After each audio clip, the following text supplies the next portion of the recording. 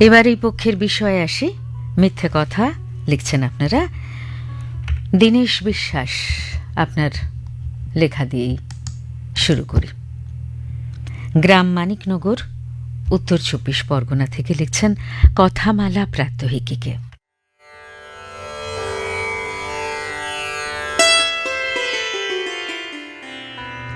জনপদ থেকে বহু দূরে সরজু নদীর তীরে নির্জনে যে তপবনটি অবস্থিত, সেটি লতা গুল্ম এবং হরেক প্রজাতির ফুল ও ফলের বৃক্ষরাজি দ্বারা সুসজ্জিত।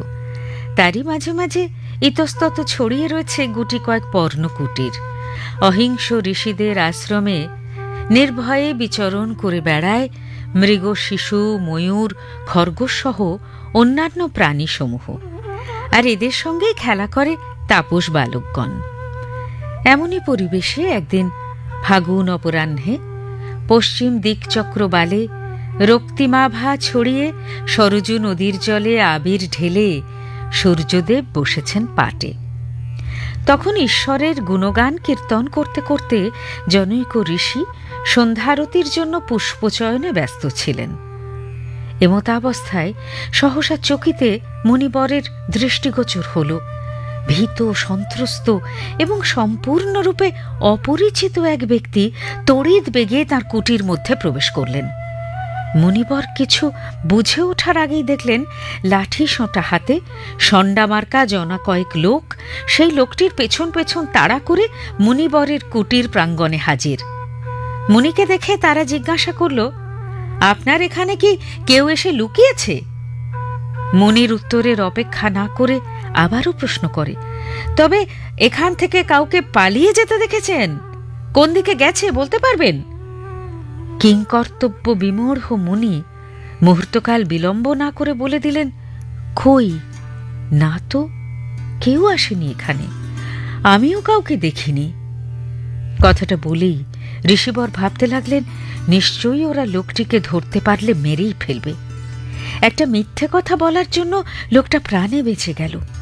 শরণাগত তথা যে কোনো প্রাণীর প্রাণ রক্ষা করা সত্যবাদিতা অপেক্ষা শ্রেয়। আগন্তুকের প্রাণ রক্ষা করতে পেরে মিথ্যে কথা বলেও মুনি গৌরবান্বিত বোধ করতে লাগলেন। ঋষিগণ সত্যবাদী, তারা কখনো মিথ্যে কথা বলে না। এই আপ্তবাক্যে বিশ্বাসী ষণ্ডামার্কা লোকগুলি দ্রুত পদে সেখান থেকে অন্যত্র চলে গেল তাদের শিকারের সন্ধানে। লিখেছিলেন দীনেশ বিশ্বাস, মানিকনগর, উত্তর ২৪ পরগনা থেকে। ডক্টর সুদেব মাল, গ্রাম তিশা, জেলা হুগলি। তোমার মনে আছে রতনকে, যে অনেক কাকুতি মিনতি করে বাবার সঙ্গে মাছ বিক্রির নৌকোয় উঠেছিল শহর দেখবে বলে? শুধুই কি তার শহর দেখার কৌতূহল? বাবাকে সেদিন মিথ্যে কথা বলেছিল রতন। তার ব্যাকুলতা অন্য জায়গায়। সে বেরিয়েছিল শ্বশুর বাড়ি থেকে অপহৃতা দিদিকে খুঁজতে। দিদির জন্য বড্ড তার মন খারাপ করছিল, কান্না পাচ্ছিল। দিদি যে তার সব, দিদি তার মা, দিদি খেলার সাথী। বিয়ে হলেও দিদির সঙ্গে সম্পর্কের স্নেহ ব্যাকুলতায় এতটুকুও ছেদ পড়েনি কোনো দিন। অবশ্য বাবা বলেছিল শ্বশুর বাড়ি থেকে কি রোজ রোজ আসতে আছে দিদিকে। এই যে কষ্ট ভোলানোর জন্য মিথ্যে কথা, রতনের শিশু মন হয়তো সবটা বোঝেনি সেদিন।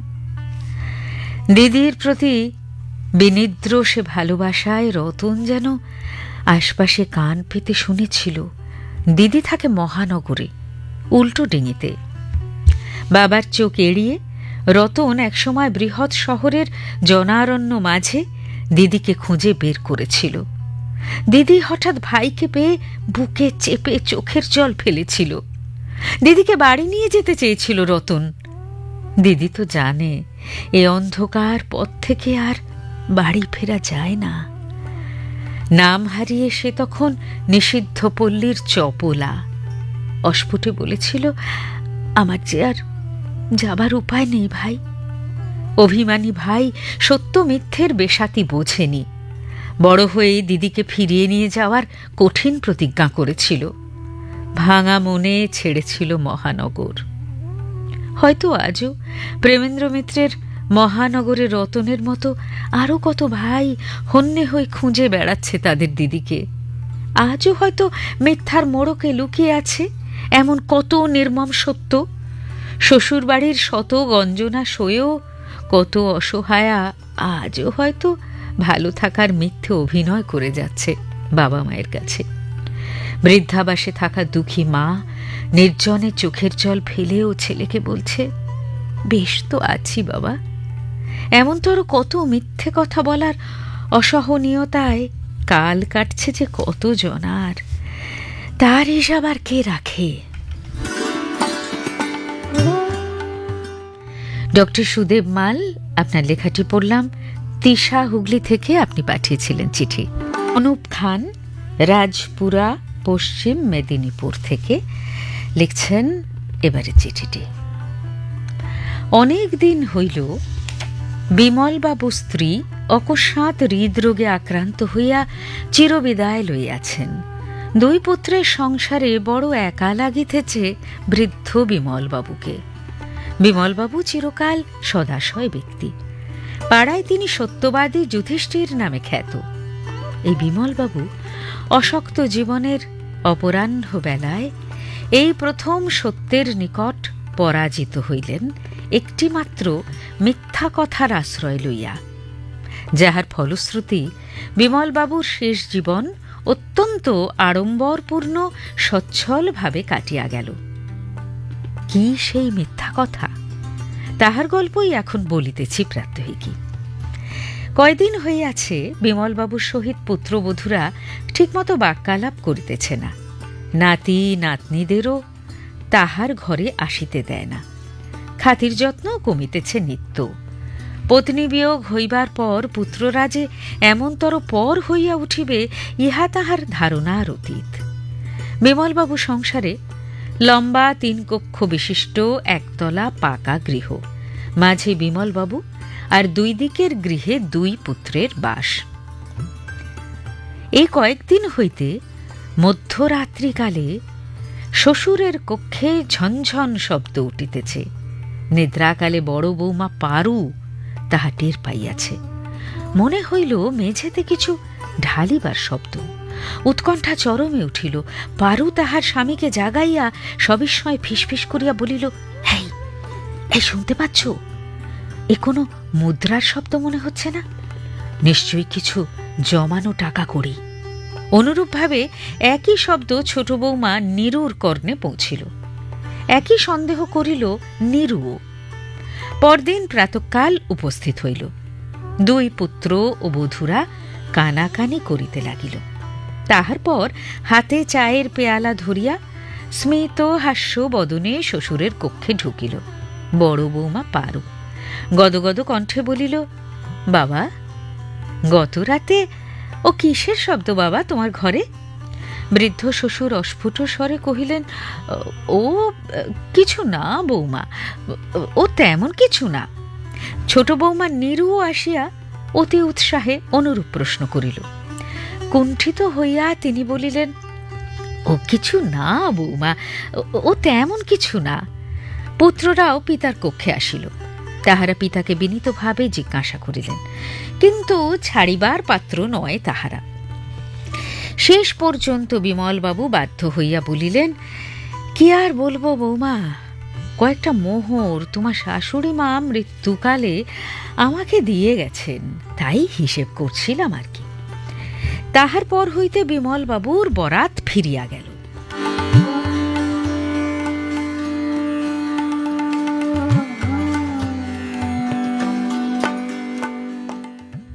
মোহর পাইবার আশায় তাহার সেবার ধরন রাতারাতি বদলাইয়া গেল। কি খাইবে, কি পরিধান করিবে, কোথায় শয়ন করিবে, তাহাদের আর তর সহিল না। ইহার পর অতি পরম সেবা শুশ্রূষায় বিমলবাবুর একদা অন্তিমকাল উপস্থিত হইল। পুত্র পুত্রবধূরা পিতাকে সাগ্রহে ঘিরিয়া কুণ্ঠিতভাবে বলিলেন, বাবা, তুমি তো আর বেশিক্ষণ সংসারে থাকবে না, কাজে মোহর কটা আমাদের দাও। মুমূর্ষু বিমলবাবু অতি কষ্টে বলিতে লাগিলেন, কি আর বলি বৌমা তোমাদের, ওগুলো মোহর ছিল না, কয়েকটা খুচরো পয়সা।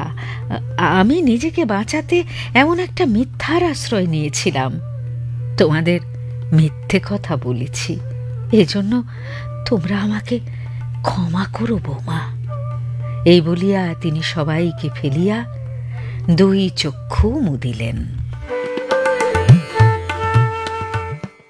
চিঠিটি লিখলেন অনুপ খান, রাজপুরা, পশ্চিম মেদিনীপুর থেকে। অমিতাভ খাঁ, গ্রাম পোস্ট, গেলিয়া, বাঁকুড়া থেকে লিখছেন, বন্ধু প্রাত্যহিকী, সেদিন সাত সকালে এক ভিক্ষুক দরজার বাইরে দাঁড়িয়ে চিৎকার করে বলছিল, মা, ও মা, মা, 3 দিন কিছু খাইনি মা, আজ এক মুঠো ভাত দেবে মা। শুনে ঘরের ভেতর থেকেই বিগলিত মাতৃহৃদয় বলে উঠেছিল, বাবা, এখন তো রান্না হয়নি, পরে এসে খেয়ে যেও। ওর মিথ্যে কথা শুনে আমার মাথা গরম। গিন্নিকে বললাম, ও একটা মিথ্যে কথা বলল আর তুমি বিশ্বাস করে নিলে? আমি কালকেই রতনদের বাড়িতে ওকে খেতে দেখেছি। গিন্নি বলল, দেখো, দুমুঠো খাবার জন্য যদি মিথ্যে কথাই বলেছে, তাতে কি এমন ভাগবত অশুদ্ধ হয়ে গেল? মিথ্যে কথা কে না বলে, তুমি বলো না? ধান্দাবাজরা মিথ্যে কথা বললে দোষ হয় না, আর সামান্য পেটে খাবে বলে মিথ্যে কথা বলেছে, তাতেই যত দোষ।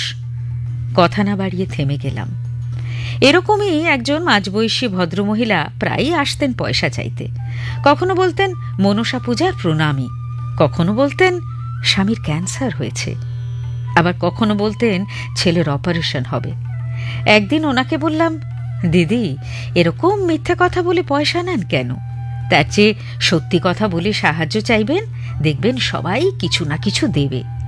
তিনি বলেছিলেন, না দাদা, এটা সত্যির যুগ নয়, মিথ্যে কথা না বললে কেউ কিচ্ছুটি দেবে না, বরং দুটো কথা শোনাবে।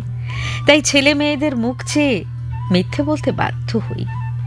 তবে খুব খারাপ লেগেছিল মায়ের মুখে মিথ্যে কথা শুনে। মায়ের মুখেই শুনেছিলাম মিথ্যে কথা বলতে নেই, মিথ্যে কথা বলা পাপ। কিন্তু মা যখন মৃত্যুশয্যায়, মায়ের চোখ মুখ দেখে মনে হতো মায়ের খুব কষ্ট হচ্ছে। মায়ের পায়ে হাত বোলাতে বোলাতে যতবার জিজ্ঞাসা করতাম, মা, তোমার কি খুব কষ্ট হচ্ছে? মা বলতেন, না রে বাবা, তোরা কাছে আছিস, কষ্ট হবে কেন? তারপরেই বলতেন, তোরা ভালো আছিস, এটাই আমার শান্তি। মুহূর্তেই সেরিব্রাল অ্যাটাক। মা চলে গেলেন, শিখিয়ে দিয়ে গেলেন সব মায়েরা এই প্রয়োজনে এরকম মিথ্যা কথা বলে, যাতে সন্তানেরা কষ্ট না পায়। অমিতাভ খাঁ, গ্রাম পোস্ট, গেলিয়া, বাঁকুড়া থেকে লিখেছিলেন এই চিঠি।